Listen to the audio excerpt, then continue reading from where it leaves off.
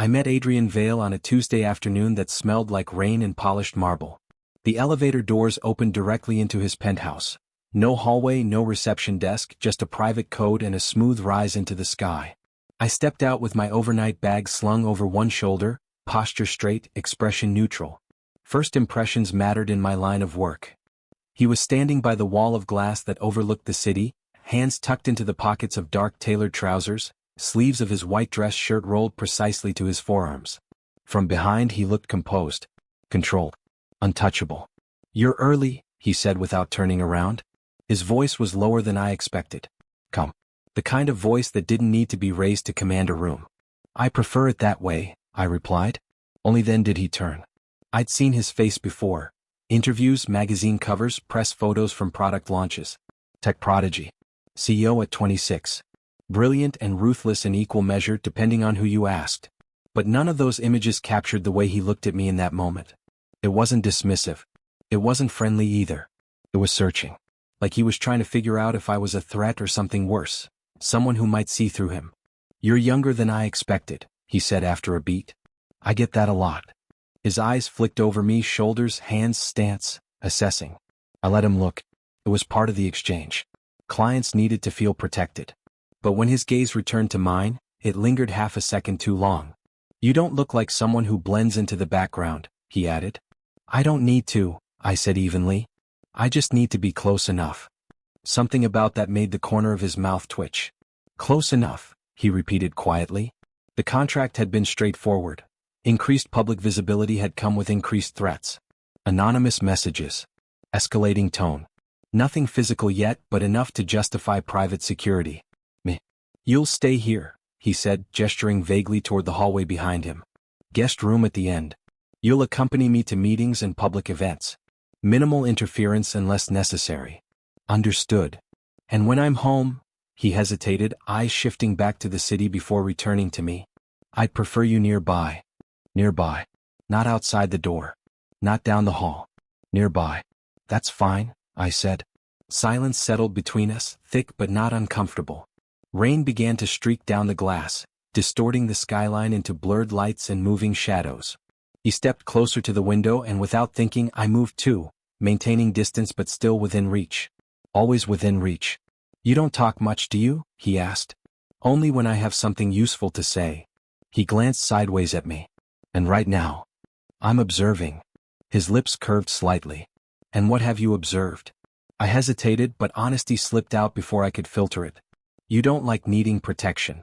His jaw tightened faintly. "No." "You don't like feeling watched." "No." "But you asked for someone to stay inside the penthouse."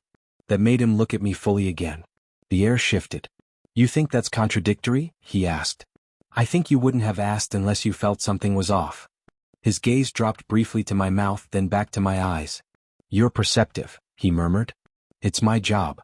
He took another step forward, close enough that I could catch the faint scent of his cologne, something clean and subtle. The rain outside intensified, thunder rumbling somewhere in the distance. "I don't want to feel like I'm being guarded every second," he said quietly. "I just want to feel safe." The word landed differently than I expected. "Safe." I nodded once. "You will." He studied me again. But this time it wasn't clinical. It was softer. As if he was measuring whether he believed me. A strand of his dark hair fell slightly across his forehead. He didn't seem to notice. I did. "Show me the rest of the place," I said gently, breaking the tension before it became something neither of us could name. He stepped back, exhaling slowly. "Right." We walked through the penthouse together. Open kitchen, minimalist living area, 2 guest suites, a private office. Every time he passed near me in the narrow hallway, his shoulder brushed mine. What? Accidental. Except it didn't feel accidental. At one point, our hands grazed while reaching for the same door handle. He pulled back first. "Sorry," he said quickly. "It's fine." But neither of us moved immediately. There was something in the way he looked at me then, not as an employee, not as a shield. It was curiosity. And something quieter underneath it. By the time night settled over the city, I had checked every lock, every camera feed, every access point. He was in the kitchen pouring a drink when I returned from the final sweep. "You don't have to hover in the doorway," he said without turning. "I'm not hovering. You're standing there watching me. That's part of the job." He turned slowly, glass in hand. And if I said I didn't want you to feel like it was just a job? The question caught me off guard. I'd say it is, I answered carefully. He walked toward me until we were separated by less than a foot of air. But what if it becomes more than that? He asked softly. I held his gaze steady. In what way? His eyes searched mine again, deeper this time, less guarded. I don't know, he admitted. And that was the moment I realized something unspoken had already begun. Not in the contract. Not in the threat reports. But in the way he looked at me, like I wasn't just there to protect him. Like maybe he was trying to figure out if I could be trusted with something else entirely. The first threat that felt real came 4 nights later. It wasn't the message itself. I'd read worse. It was the photo attached, taken from across the street, angled up toward the penthouse windows. A long lens. Clear enough to recognize Adrian standing near the glass. Clear enough to know someone had been watching. I didn't show him immediately.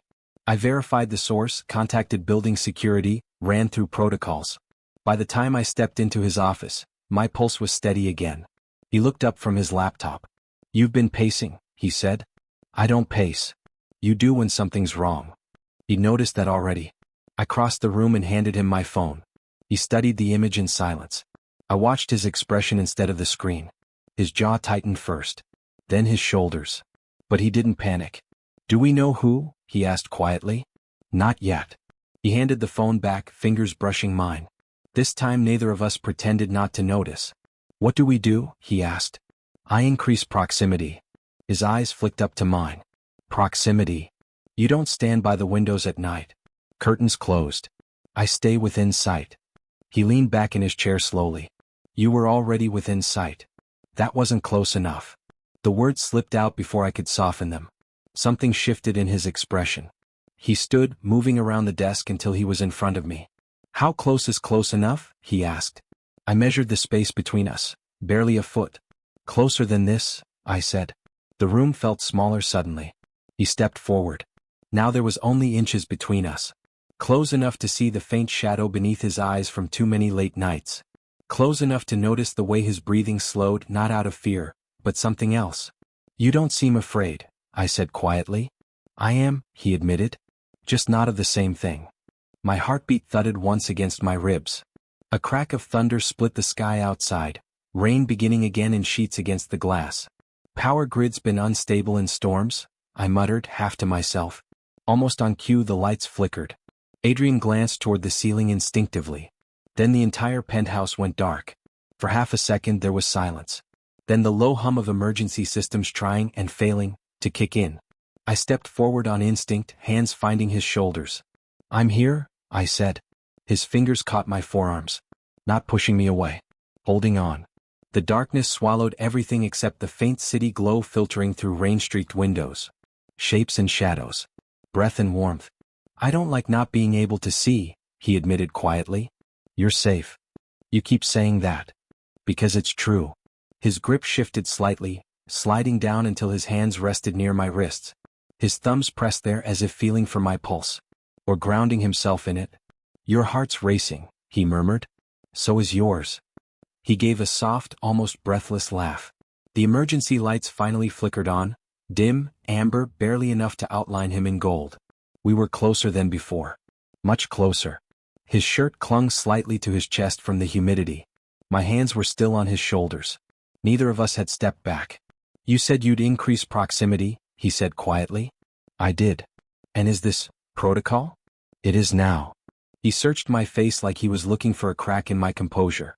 You're very good at pretending this doesn't affect you. It can't. Why? Because if it did, I wouldn't be able to think clearly. Because I already think about you more than I should. Because when the lights went out, my first instinct wasn't strategy, it was you. Instead I said, because my job is to protect you. His eyes softened in the low light. And if I don't want to feel like a job? The question hovered between us. My hands slid down from his shoulders, intending to create space. But he moved with me, closing it again. His palm came up to rest lightly against my chest. Not forceful. Not hesitant. Just there. Through the thin fabric of my shirt, I felt the warmth of his hand. The steady press. You're not made of stone, he whispered. I can feel your heart. I swallowed. You shouldn't. Why? Because this is crossing a line. Because the way your fingers are resting there doesn't feel accidental. Because if you don't move them soon, I won't ask you to. Instead, I let out a slow breath.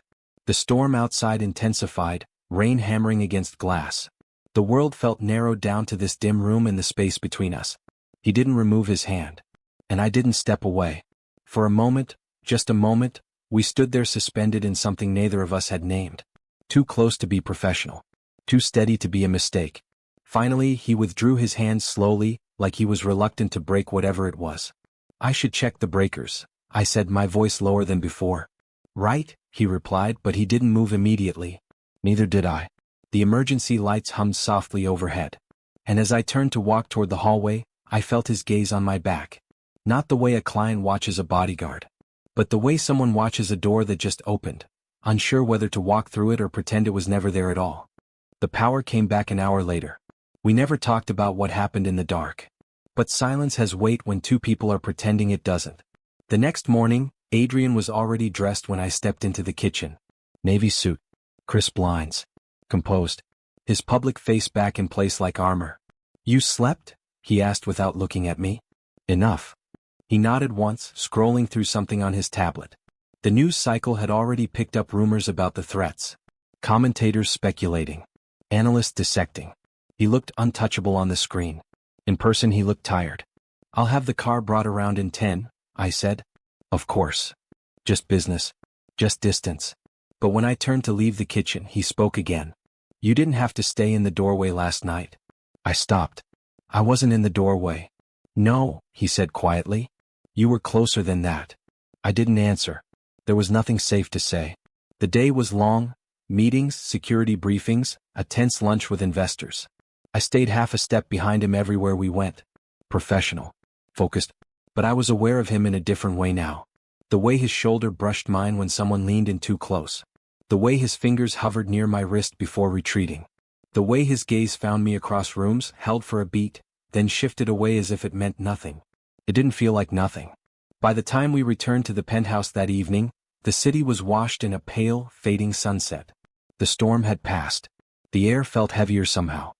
He loosened his tie as soon as the elevator doors closed behind us. I hate days like that, he muttered. Why? Because I can't tell who's looking at me and who's looking through me. The elevator hummed softly as it rose. And you? He asked suddenly.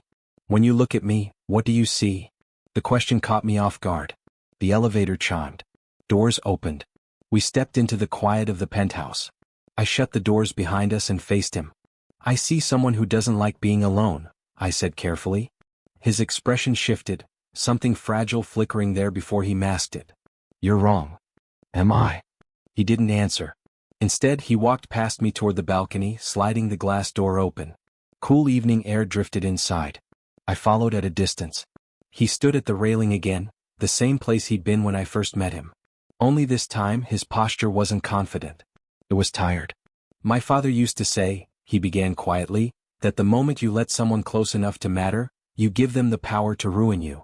The confession surprised me. You believe that? I used to. He let out a slow breath. I built everything around not needing anyone.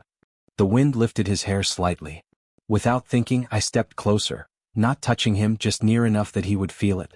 You don't seem very convinced anymore, I said. He turned his head slightly, enough that I could see his profile. I don't like the way it feels, he admitted. What does? He hesitated. When you're not in the room. The words were barely above a whisper. My chest tightened. That's not dependency, I said gently. That's trust. He turned fully, then eyes searching mine. I don't know how to tell the difference. Silence stretched between us. Not awkward. Just full. Full of things we weren't saying. He stepped closer. Close enough that I could see the faint crease between his brows. You're not afraid of me, he said softly. No. Why? Because you don't hide as well as you think you do. His lips parted slightly. And what am I hiding? I lifted a hand before I could stop myself. My fingers hovered near his face. Then, slowly, I brushed a loose strand of hair away from his forehead. The gesture was small. Almost careful. But it felt louder than anything we'd said. He didn't pull back. If anything, he leaned into it, just barely. His eyes fluttered shut for half a second. That was when I knew the silence between us wasn't empty. It was waiting. You don't have to do that, he murmured. I know. Then why? Because I want to. Because you look at me like you're trying not to ask for something. Because every time you step closer, I forget where the lines are. Instead, I said the only safe truth. Because you looked like you needed it. His eyes opened slowly. They were softer now. Less guarded. Something had shifted again, not dramatic, not explosive. Just quieter. More certain. He reached up then, his hand hovering near mine. For a moment I thought he might take it. Instead, his fingers brushed my wrist lightly before dropping away. A question. Not an answer. The city lights flickered on behind him as dusk settled fully into night. Neither of us moved. We didn't have to. Something had changed in that silence. We both knew it. And neither of us was pretending anymore. The first time he reached for me in front of someone else, it wasn't planned. It was at a charity gala 3 nights after the balcony. A room full of polished smiles and camera flashes. Crystal chandeliers casting fractured light over marble floors. The kind of place where Adrian belonged effortlessly. I stayed half a step behind him as usual. Watchful. Neutral. But I could feel it, the tension under his composure. The way his shoulders tightened every time someone mentioned the threats in a hushed, curious tone. The way his laughter came a fraction too late. "You're quiet tonight," he murmured under his breath as we paused near the bar. "I'm working." "You're always working. That's the arrangement." He glanced at me sideways. "And if I wanted something less arranged?" Before I could respond, a familiar voice cut through the air. "Adrian." A man in his late 30s approached, smile too wide, handshake too firm. An investor. One of the ones who had questioned him publicly last quarter. "I heard about the security upgrade," the man continued, eyes flicking to me. "Didn't think you were the nervous type." "I'm not," Adrian said smoothly. "Just cautious." The man's gaze lingered on me longer than necessary. "Good choice," he added lightly. "Very capable." Something about the tone made my jaw tighten. Adrian noticed. Because in the next second, without looking at me, he reached back and took my hand. Not dramatically.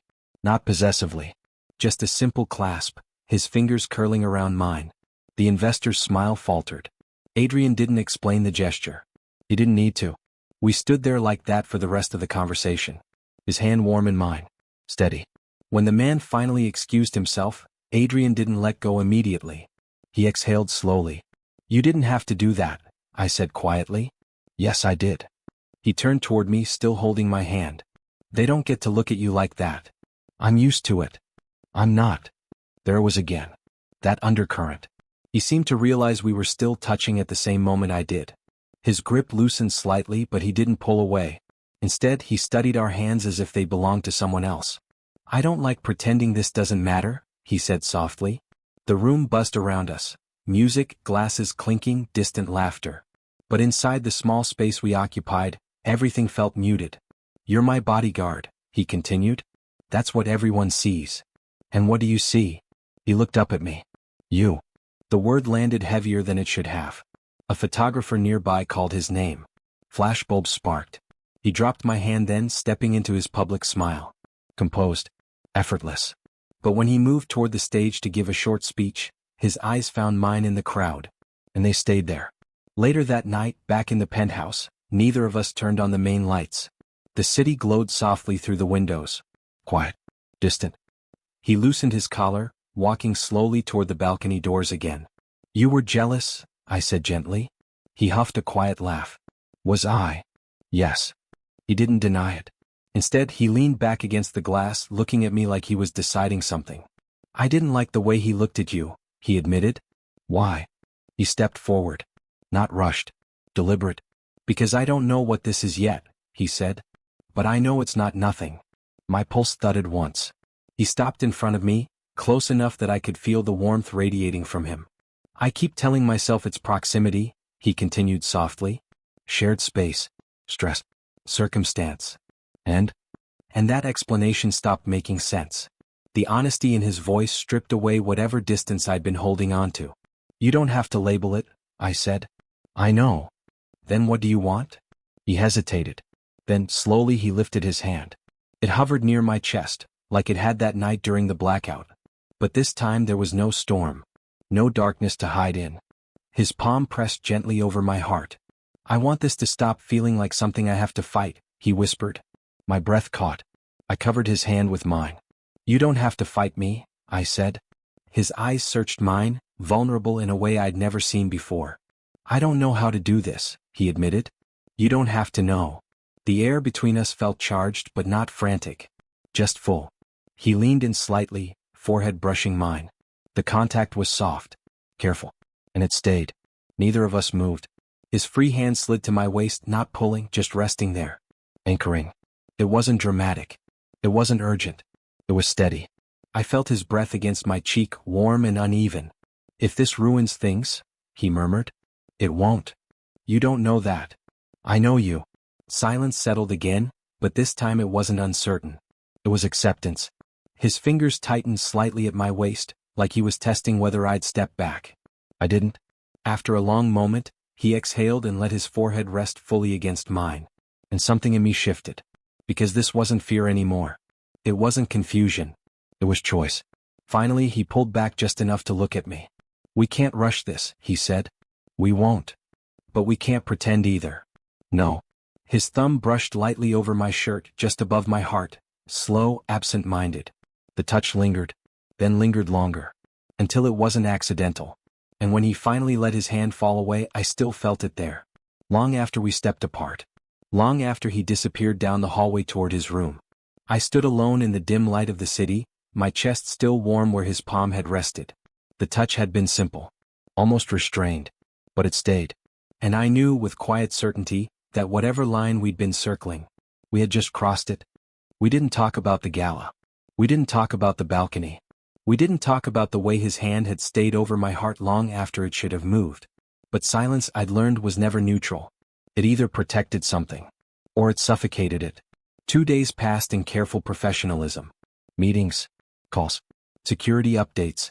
I walked beside him without touching him. He stood near me without reaching. But the absence felt louder than the contact ever had. That night, the city was unusually quiet. No rain. No wind. Just a steady hum from the streets below. I finished checking the perimeter and found him in the kitchen, sleeves rolled up, staring at nothing in particular. "You're avoiding me," he said without turning. "I'm not. You are." I leaned against the counter, keeping space between us. "I'm giving you room." He laughed softly, but there was no humor in it. "I don't want room." The honesty in his voice made my chest tighten. He turned to face me fully. "When you stepped back at the gala," he said quietly, "it felt like you were undoing something. I didn't want to complicate things. It's already complicated." That much was true. He walked toward me slowly, stopping just close enough that the air shifted. "You keep acting like this is something that happened to us," he continued. "Like it's circumstantial. Temporary. And you don't think it is?" He studied my face carefully. "When I can't see you in a room, I look for you," he said.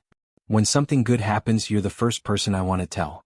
When something feels wrong, I don't breathe normally until you're near." My pulse betrayed me at that. "That's not temporary," he finished. I swallowed. "You don't know what this costs," I said quietly. "I do." "No, you don't. The press, the board, the speculation. I don't care about them." "I do," I snapped gently. "Because if this goes wrong, it won't just hurt you. It'll destroy your trust in me." He stepped even closer. "And if we don't try?" he asked softly. "What does that destroy?" That question stole whatever defense I had left. The silence between us stretched again, but this time it trembled. He lifted his hand slowly, hesitating for the first time since I'd known him. Not confident. Not controlled. Just unsure. "I don't want to misread you," he said quietly. "Tell me now if I am." My breath felt shallow. "You're not," I admitted. His eyes searched mine like he needed to see the truth there. "When you touch me," he said, voice low, "it doesn't feel like protection." My heart thudded once. "It feels like," he struggled for the word. "Like what?" I asked. "Like you're choosing me." The vulnerability in that sentence cracked something open in my chest. I stepped forward until there was no space left between us. "I am," I said. The words came out steadier than I expected. His breath caught. Slowly, carefully, his hands slid up to rest against my sides. Not urgent. Not possessive. Just grounding. "I keep waiting for you to pull away," he whispered. "I'm not." We stood like that for a long moment. Then he leaned in, not for my mouth, not yet, but until our foreheads touched. The contact was warm. Familiar. Sacred in its restraint. "What if this is real?" he asked, voice barely above a breath. The question lingered between us like something fragile. Then we stopped pretending it's not, I said. His fingers tightened slightly against my shirt, like he was steadying himself. You're my bodyguard, he murmured. I know. And that means you're supposed to keep me safe. I am. He tilted his head slightly, eyes closing for just a second. Then tell me, he whispered, that this won't ruin us. I didn't give him a promise I couldn't guarantee. Instead, I lifted my hand and cupped his jaw gently. It won't ruin us, I said. Because we're not doing this recklessly. His eyes opened slowly. And what are we doing? I let my thumb brush lightly against his cheekbone. We're choosing it. The word settled over both of us. Choosing. Not falling. Not slipping. Choosing. He exhaled shakily. Then finally his lips brushed the corner of mine. Soft. Testing. Barely there. It wasn't a full kiss. It didn't need to be. The contact alone felt like an answer. When he pulled back, his forehead returned to mine, breath warm against my skin. I was hoping you'd say that, he murmured. I let myself smile for the first time in days. So was I.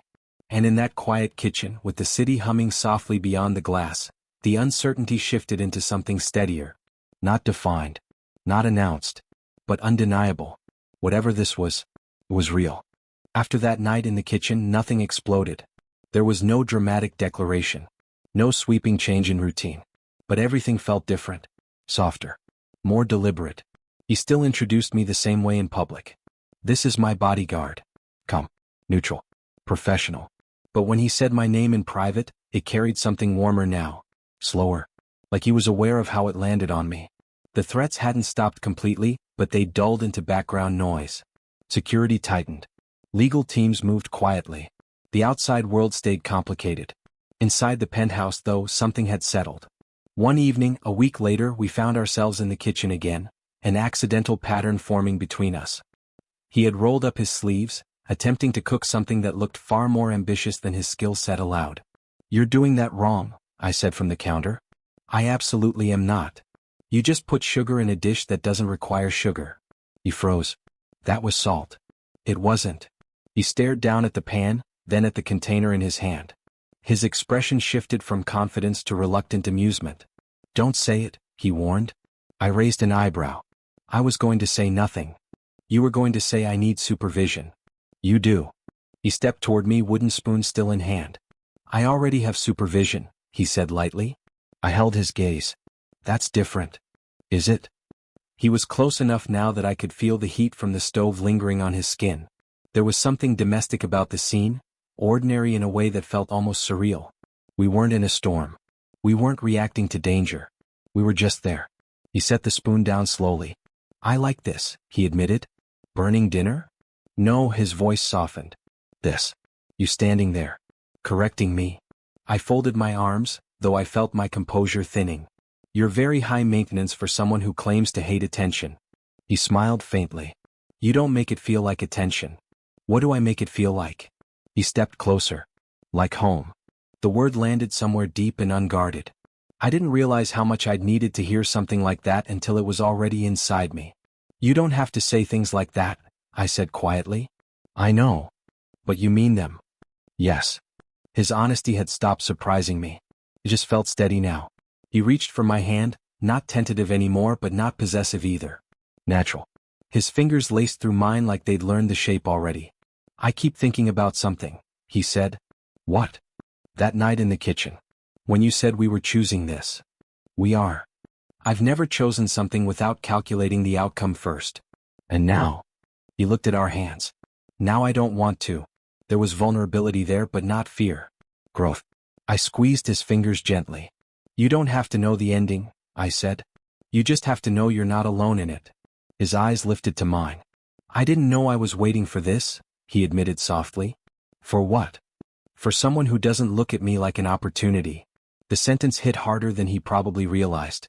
I don't see you as something to gain, I said. I see you. His jaw tightened faintly, not intention but emotion. He stepped closer until our shoulders brushed. You make it hard to keep pretending this is casual, he murmured. It's not casual. No. The silence that followed wasn't uncertain anymore. It was warm. He lifted his free hand slowly, brushing his knuckles against my cheek, testing but confident. I didn't move away. His thumb traced lightly along my jawline, then paused. "You're still very controlled," he said quietly. "Habit. Does it ever get exhausting?" "Sometimes." "Then stop." It sounded simple when he said it. Maybe it was. His hand slid from my jaw to the back of my neck, gentle but sure. He leaned in, not rushed, not desperate. Just certain. Our lips met this time. Soft. Unhurried. It wasn't about hunger. It was about recognition.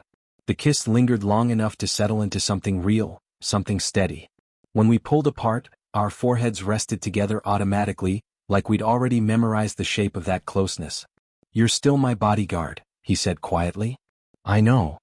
But you're also—" He didn't finish. He didn't have to. His hand slid down to rest over my heart again, mirroring that earlier night, but this time, there was no hesitation. "I don't feel guarded with you," he whispered. "You're not." I covered his hand with mine. "You're safe," I added softly.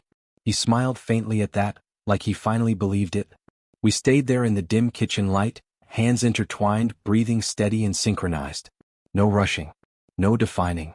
Just existing in something that felt chosen. And as I stood there with him, close enough to feel the warmth of his skin, steady enough to hear the quiet rhythm of his breath, I realized something I hadn't allowed myself to consider before. I hadn't just been protecting him. I had been waiting too. Waiting for someone who looked at me not like muscle or strategy or hired distance, but like I was something worth reaching for. And the way he held my hand now, like he wasn't letting go, made me understand that whatever this was becoming, it wasn't temporary. It was intentional.